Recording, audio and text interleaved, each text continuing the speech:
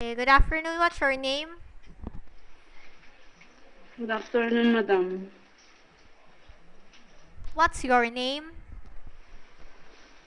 My name, madam, is Flor Jillian Sawit, madam. How old are you?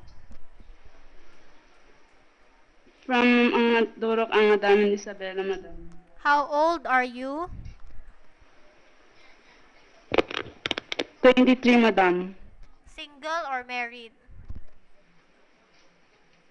Single, madam. Okay. What is your education level?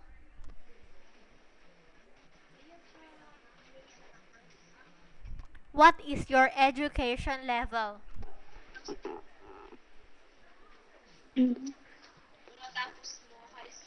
High school graduate, madam. Okay. Any working experience as a domestic helper? Yes, madam. 1 year the age in Philippines. Why only 1 year? I stopped, madam, for being applying abroad, madam.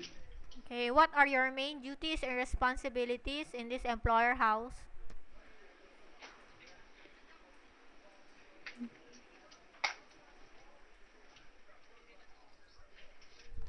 Um, Helping my family, madam, in working in farm.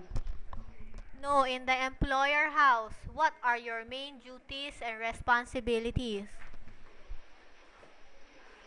Madam, the responsibilities of the domestic helper is taking care of babies, um, household chores, and mopping the floor, madam. Employer got how many children? A little bit, madam. Employer got how many children? 3, madam. How old are the 3 children?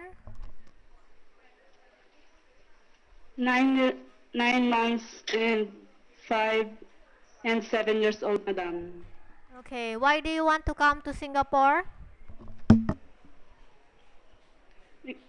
Uh, I want Singapore, madam, because I have relatives there, madam. You have relatives here in Singapore. Yes, madam. Okay. Okay, thank you.